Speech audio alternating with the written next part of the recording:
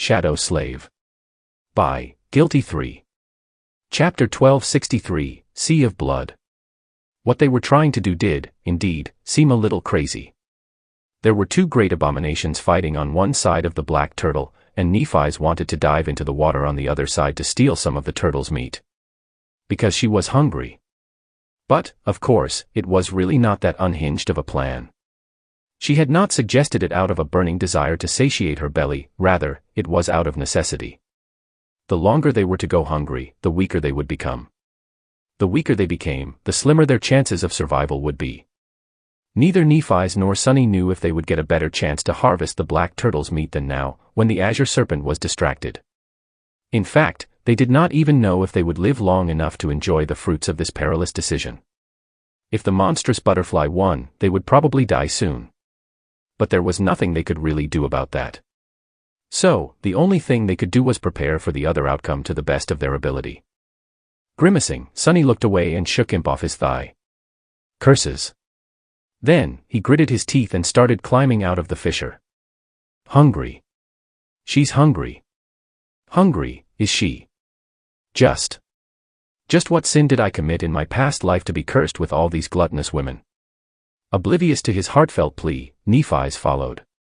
It took Sunny just a few moments to scale the vertical slope of the deep fissure and climb onto the quaking surface of the dark island. It was shaking and swaying, pushed by the harrowing fury of the unseen battle that was happening below the waves. A split second later, Saint landed nearby, and a vast shadow crawled from the darkness to take the shape of a tenebrous steed. Neph arrived last, slowed down a little by the need to carry the fragile amphora in one of her hands. Imp had been left in the relative safety of the fissure, since he was of no use in the current situation. Sunny and Nephi's glanced at each other, and then broke into a sprint without having to say anything. Their goal was the end of the island beneath which the black turtle's enormous head was floating in the crimson water. It was also where the azure serpent had broken through the great monster's silver armor and burrowed into its flesh, leaving behind a gaping wound. Since the scales of the creature were all but impervious, the meat could only be harvested from inside such a spot. As they were nearing the point where the shell of the black turtle started to slope down at a steep angle, Sunny sighed and dismissed the shroud of dusk. Left in just his underwear, he ignored Neph's strange gaze and summoned the nimble catch and the essence pearl instead. I've traded a couple of memories just for such an occasion from the House of Night. She lingered for a moment, then looked away. Oh. While the nimble catch was weaving itself from the sparks of light, Sunny threw a glance at his body and frowned a little. He had always been lean, and while his muscles simply refused to gain bulk, they had been like taut steel wire cables ever since the Forgotten Shore. Now, however, they had become a little bit too sculpted and defined. His abs were really like a washboard. Which was not good at all. He had lost a lot of weight during the hellish journey through the nightmare desert and the days of hunger on the carcass of the black turtle. His body was all skin and muscle, with no fat left. Which meant that it would start to devour itself next. Some men strived for such a physique, but for Sunny, who had grown up in the outskirts, it was a worrying sign. We really need to get that meat. As the strange garb woven out of a fisherman's net covered his pale skin, he noticed that Nephi's was giving him a sideways glance again, for some reason. Slightly confused, he said, "Summon that." But he did not have to say anything. The familiar golden rope was already manifesting in her hands. They needed to dive into the tumultuous red water to harvest the monster's meat, but they didn't have to be stupid about it.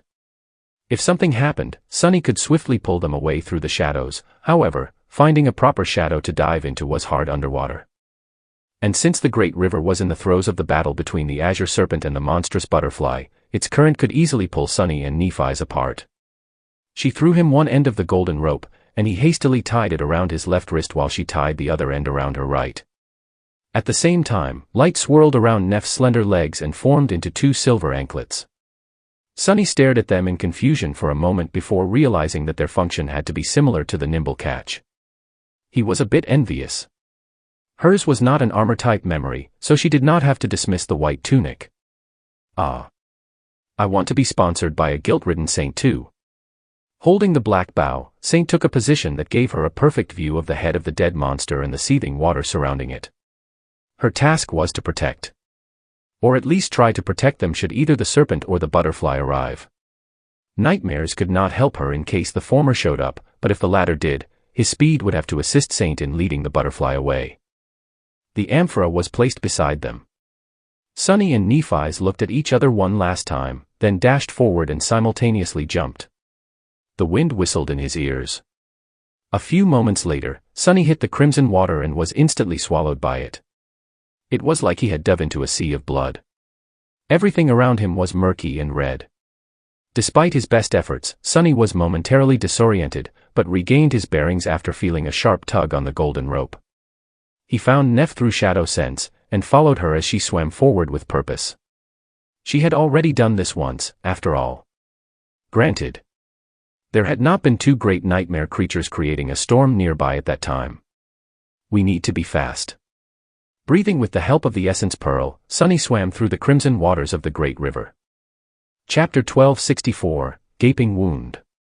Guided by a golden rope that glowed faintly into the red murkiness, Sunny swam forward.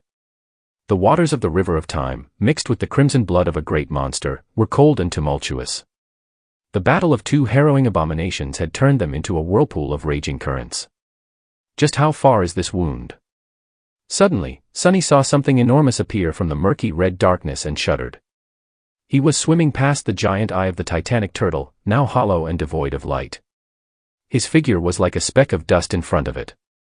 The azure serpent had long feasted on the black turtle's left eye, but the right still remained.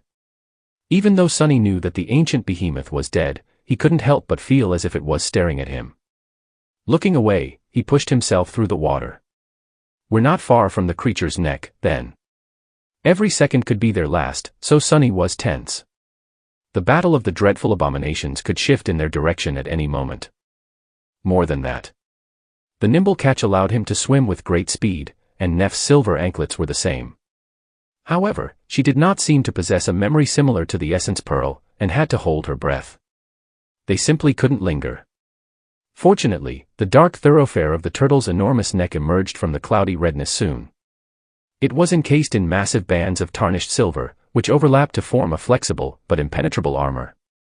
Sunny caught up with Nephi's as they followed the road of silver to the point where the monster's neck ended. There, its armor was torn apart and bent, sharp jagged edges surrounded by bloody foam. The stench of blood was much stronger here, and the water was much darker. Nephi's changed her direction, knowing where to go. A dozen seconds later, they reached the gaping wound in the body of the great monster. Sunny froze for a moment. That. The azure serpent had not just ripped a chunk of flesh out of the black turtle's flesh, it actually burrowed inside like a hungry worm, tore through the insides of the monster, and then crawled out from a similar wound under one of the creature's flippers. As a result, the wound in front of them was like a dark tunnel, not too different from the one through which he had guided the convoy of refugees in the Antarctica Center. The scale of it was humbling. I actually said that I can kill that damned snake, didn't I? Nephi's tugged on the rope to get his attention, then pointed forward.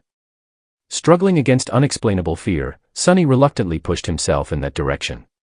At that moment, the entire corpse of the black turtle tilted, impacted by the shockwave of the terrifying clash between the azure serpent and the invading butterfly. It swayed slowly, and the dark tunnel of the harrowing wound started to move up. By the time they reached it, half of the gaping, bloody hole was above the surface of the water, while the other half was still submerged in it. A red current was flowing out, trying to push them away. Sunny gritted his teeth and struggled against the flow, eventually entering the dark tunnel.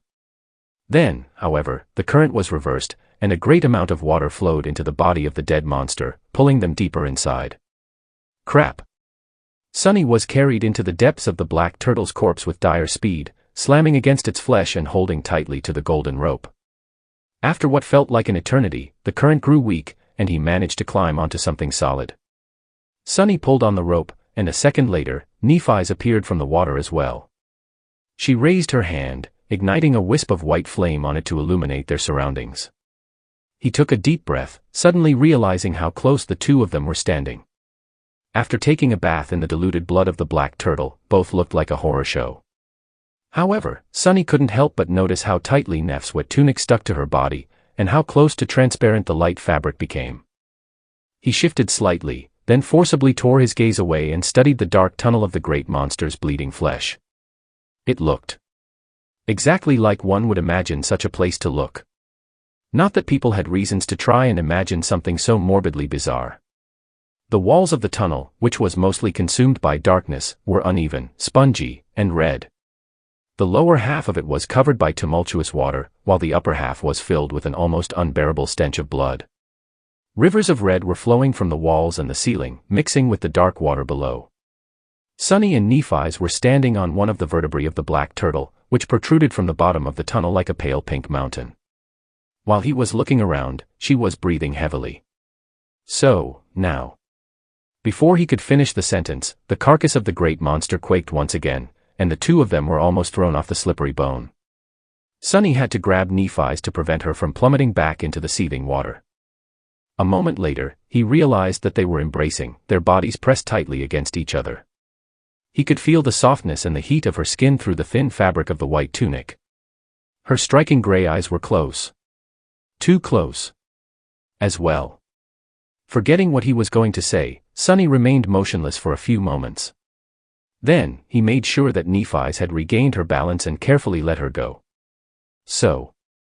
Now. All we have to do is carve some meat. Right. She cleared her throat, then raised the wisp of flame higher and looked away. Right. And return alive. Sunny let out a shaky sigh. Sure. One thing at a time.